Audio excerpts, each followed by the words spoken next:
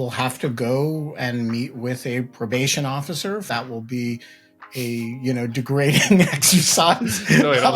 So Donald sits in a little chair, and you think the court is dingy. Yeah, check out this probation officer who's just every 15 minutes is cycling through drug dealers and sex offenders, right, and billionaires and former presidents.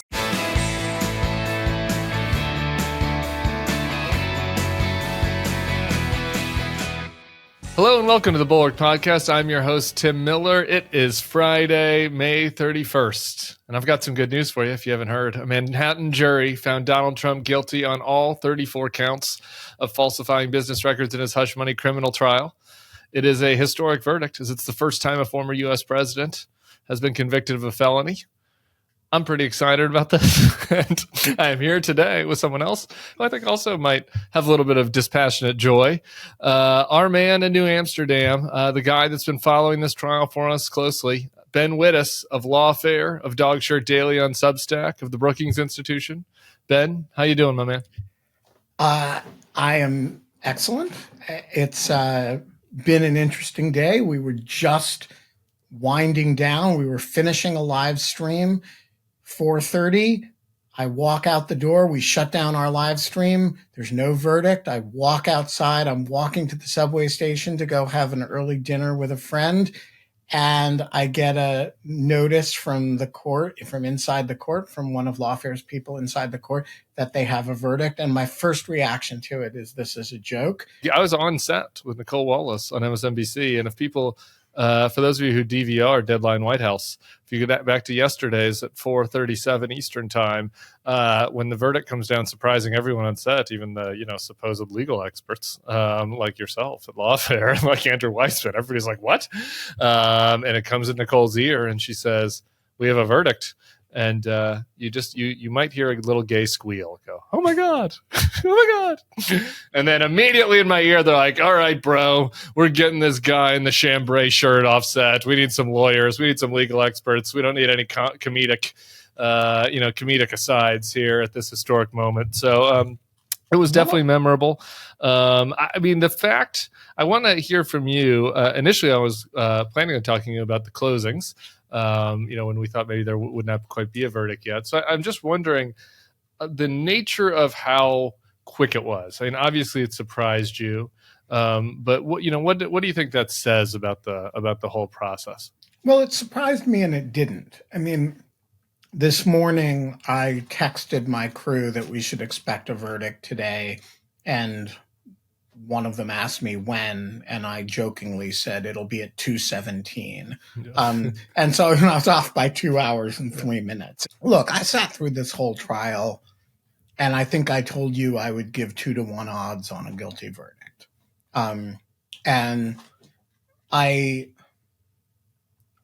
the evidence here was substantial, despite what the people on the MAGA right and a lot of people who should know better have been saying for the last, sort of repeating like mantras. The evidence was not trivial. This was not a weak case.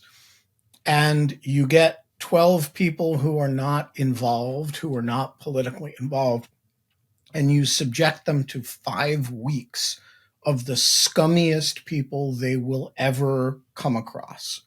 I mean, these are unbelievably slimy people. And the only question at the end of the day is, do you believe that all of the records, and there's like thousands and thousands of records, do you believe that all of that and a whole bunch of witnesses, some of whom still work for Donald Trump, some of whom like Hope Hicks and Jeff McConney they love Donald Trump, and, Madeline Westerhout, or however you pronounce her name, they really regret the great mistake they made in screwing up that caused Donald Trump to fire them. But they still love him. Do you believe all those people? Or do you believe that Donald Trump, that Michael Cohen kind of went rogue and paid off Stormy Daniels by himself, and then was paid $420,000 over the course of 2017 to do less than 10 hours of legal work. And not a compelling defense. It's not an especially compelling defense. And I've, whenever you've asked me, I've tried to be fair to the defense and lay out the case that they're making. And I think I've done it fairly. But if you're asking me, like 12 average New Yorkers who are as apolitical as you can be, because you don't get on this jury if you're really political, if you bombard them with this for 5 weeks, and then you let Josh Steinglass yell at them for 5 hours on Tuesday, which is what he did, 6 hours. He just talked and talked and talked, and he put every piece of information right in their faces. And I thought I was kind of critical of it as a closing argument. I thought it was too long. The prosecution's closing. Yeah, I thought it was too long. But how are you getting to reasonable doubt here? And I think what you saw was that the jury took a full day yesterday and then a full day today. So it's basically 2 whole days. They went through a lot of material, but they came to what the evidence suggested, which is that this guy is not, these charges are true. And by the way, like the grand version of these charges are true, which is Stormy Daniels is telling the truth about what happened in 2006, and Michael Cohen is telling the truth about what happened in 2016. And the records are telling the truth about what happened in 2017. And when you actually spend the time to go through it piece by piece, and you're not bombarded with the Fox News bullshit, it's not that hard a question. Yeah. And that's what happened today. So I want to get ahead to the sentencing. I've got a lot of questions for you about that, but I want to just take the lens back a little bit because there have been a lot of people missed on this, on the strength of Alvin Bragg's case. A lot of people in the pundit class missed on this. Some people who came on this podcast missed. I think that I want to be fair to everybody. There were some people who their complaint about the case wasn't that they thought that the facts of the case were weak, but that it was weak comparatively to the very serious crimes that Donald Trump committed trying to overthrow our democracy. And I think that's a reasonable argument. So let's set that aside. But there were others who just were arguing that, like, on the merits, this is frivolous. This is not that strong. This is, obviously people more towards the center, to the right would say this was political. What do you think? How did everybody miss that so badly? And as it turned out, Alvin Bragg had clearly, just based on the outcome and based on the presentations, an extremely strong case. And yet the conventional wisdom was just totally wrong about that for the entire year. So the conventional wisdom was wrong. And I do want to say that, lawfare was different from the rest of the... I should have said that. Like we actually, we didn't push the case, but we, took what other people took as weakness of the case as more as a, hey, he hasn't presented it yet, let's see how it looks. Some of it was the difference between a federal case where you tend to lay everything out in the indictment. You say a whole lot more with what's called a speaking indictment, and you speak very loudly and you tell people what you've got. And the New York indictment didn't do that. And so it when you read the indictment, it seemed very spare, and it seemed like he wasn't telling you very much. And maybe that was because he didn't really have very much. That was a lot of people who didn't understand New York law. That's just not the way people practice in New York criminal courts. And so that was one element that, it's a whole lot of former federal prosecutors who kind of look down their noses at mere state prosecutors and don't Sure. actually know very much about the state system in New York, and so didn't bother to do the work. And there was a certain amount of that. There was also, and that was compounded by the fact that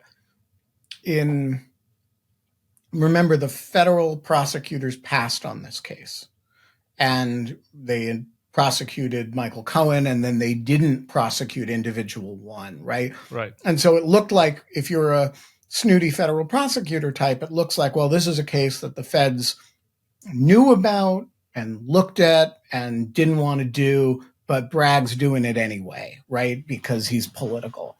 So there's a certain amount of that.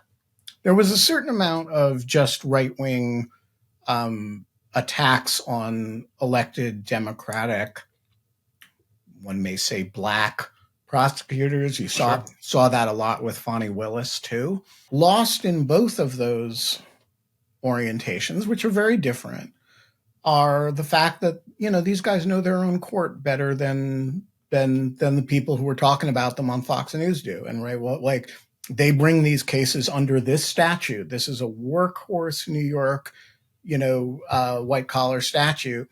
They bring these cases all the time, and they know what they can and can't get away with in front of a New York jury, right? And so there's a kind of intimacy with the process, with how you try these cases, that these guys just haven't. You saw that watching this case week in, week out. These guys knew what they were doing. And they were in control of the situation really from the very beginning. So that's one thing.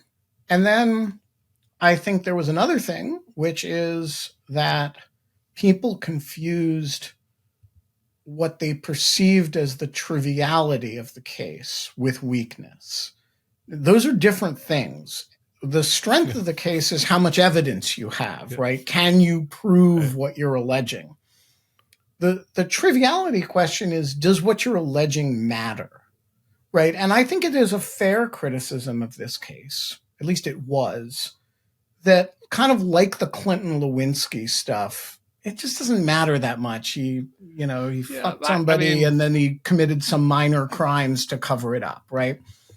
But this is where the election part of it. This is where the election part comes in, and right. I do think it just keeps getting lost. And I'll let you go off on this, but just to have my piece on this, since it's the news of the day. Like, we really don't. I think it's underappreciated. We really don't know whether this swung the 2016 election. Like, it is a chance that Donald Trump breaking the law to cover up this affair actually did swing the 2016 election. Some people look at you and you say that and be like, ugh, come on. Like the Access Hollywood tape came out, et cetera, and he overcame that. But Trump benefited hugely by the news environment in the last 2 weeks. Every piece of data says that voters broke for Trump in the last 2 weeks. Was it because of the Comey letter? Was it because Donald Trump behaved himself the last 2 weeks? Was it because people just were sick of Clinton and Obama wanted to change?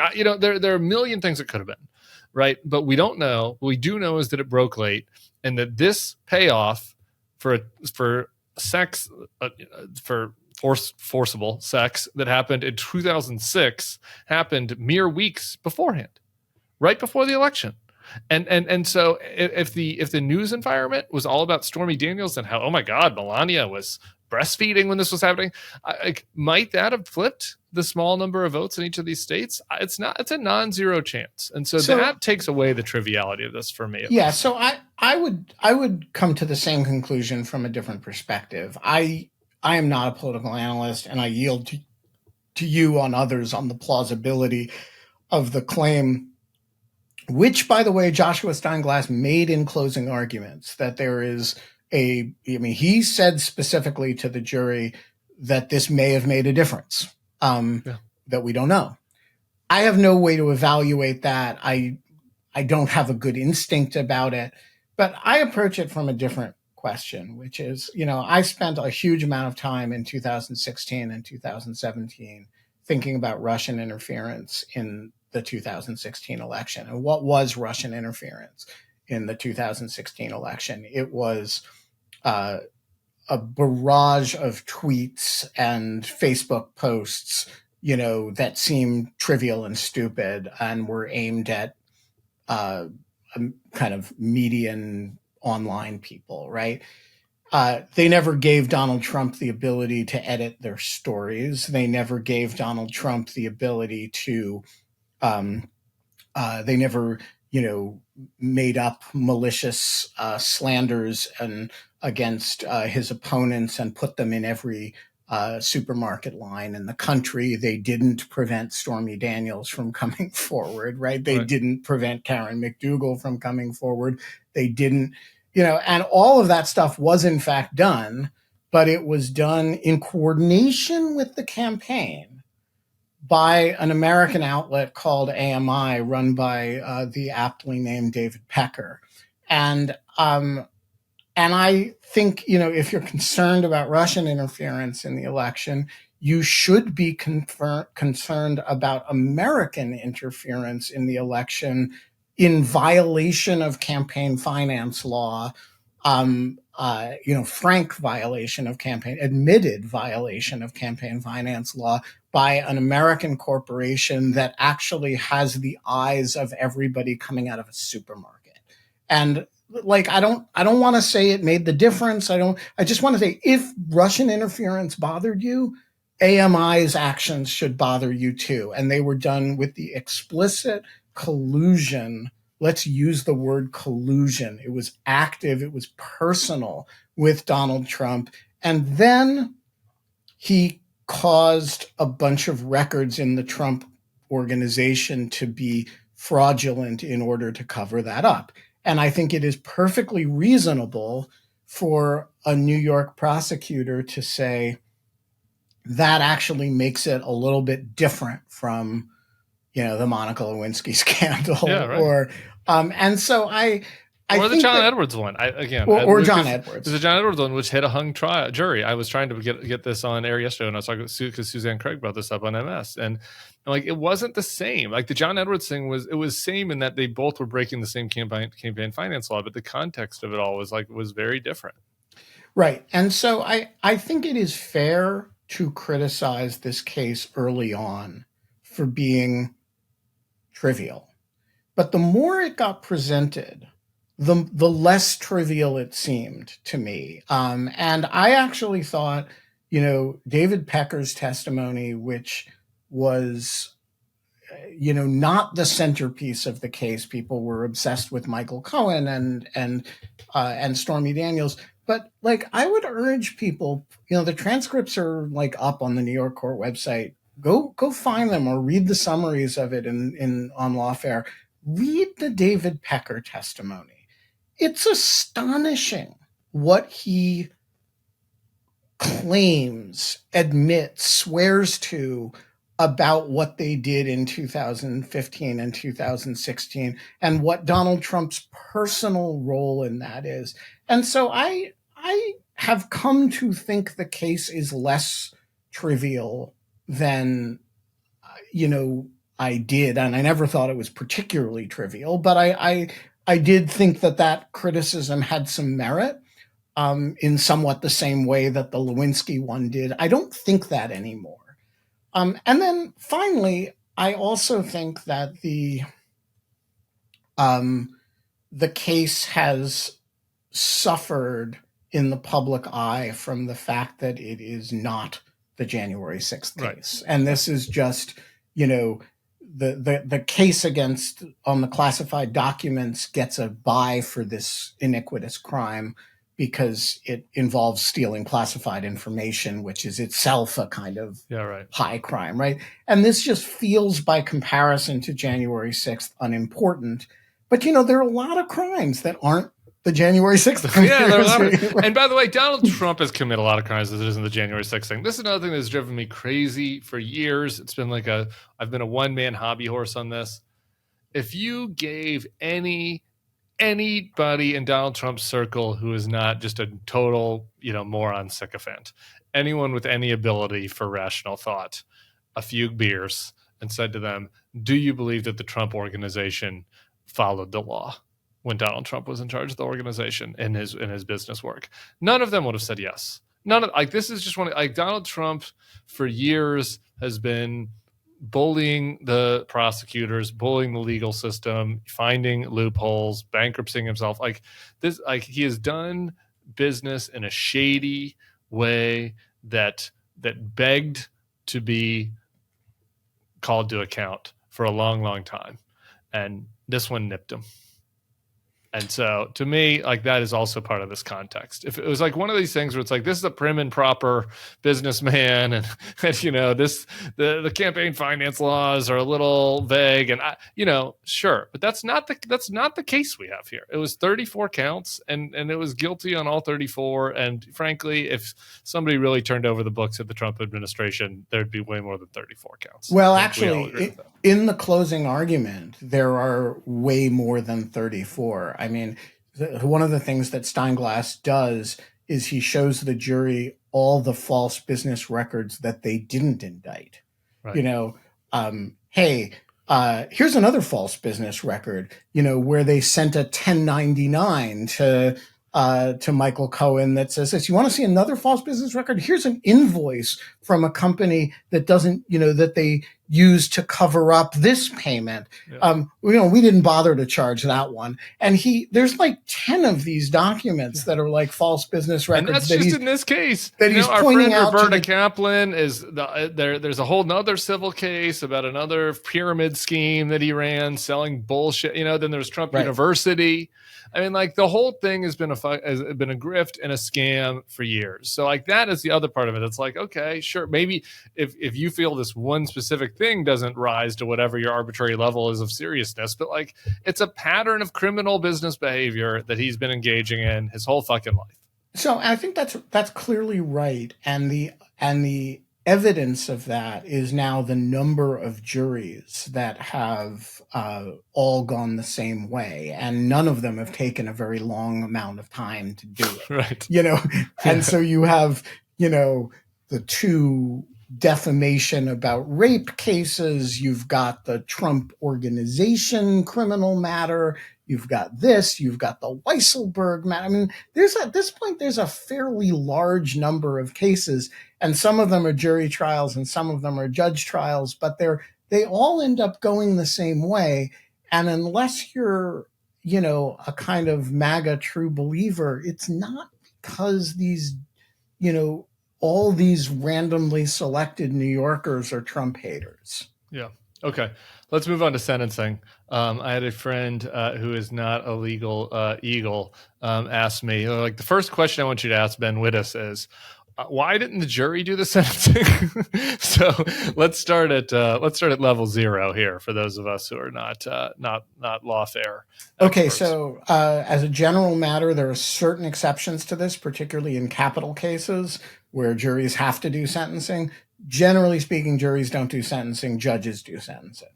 And in this case, actually, Todd Blanche in his closing argument said to the jury, you don't want to send Donald Trump to jail on the basis of the testimony of Michael Cohen. And the judge admonished him about it and actually gave the jury a special instruction to correct this error, that this was a grossly improper thing to do, to suggest that the jury had a role in sentencing. Sentencing is the judge's prerogative, and the jury's job is to decide guilt or innocence and nothing else. Okay, so now we go to Judge Merchan. That we have a date. It is 4 days before the Republican convention. It's July 11th. July 11th is right. If that's wrong, we'll read.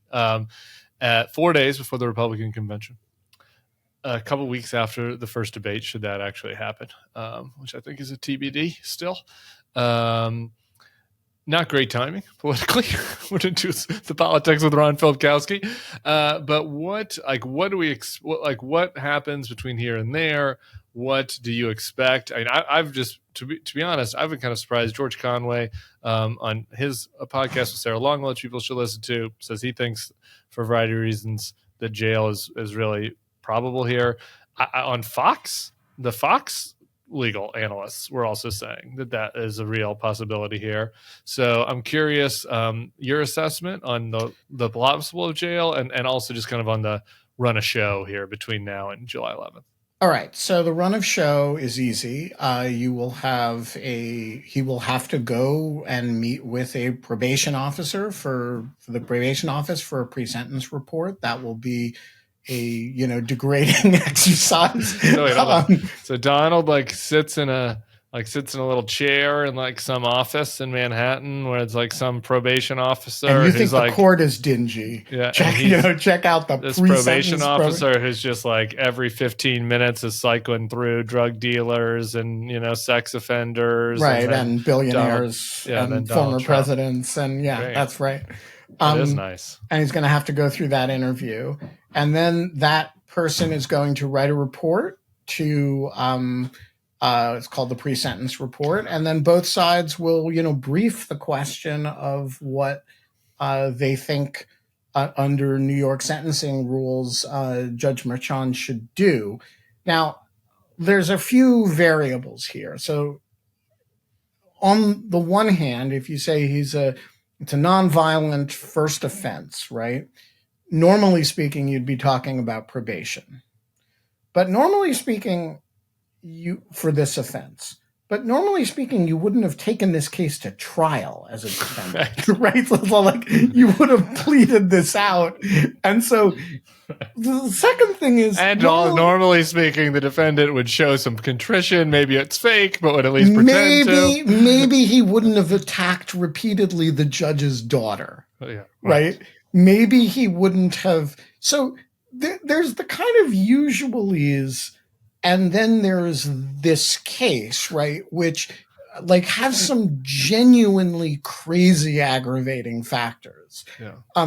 So look, I think the answer is... I'm comparing this to the case where the other real estate guy fudged a few documents, but, never sicked a mob on the Capitol. Right, it's not apples. But then also when we confronted with him and we threw a whole lot of, said we were going to indict him, but he pled out to this, right? Yeah, right. And by the way, he was very contrite about it, and he was under financial stress and blah, blah, blah, blah. Right? That's not this case. And so I don't think you have any case. I've, looked only at a few of these cases, but there's nothing even in the ballpark of comparable to something like this, because there's no defendant even in the ballpark of comparable to Donald Trump. And so I think the only way I know how to answer to this question is say, we're going to learn a lot about Juan Merchan. And, is he the sort of person who's been storing up all of these indignities, all of these things that Trump has been doing, all these affronts that the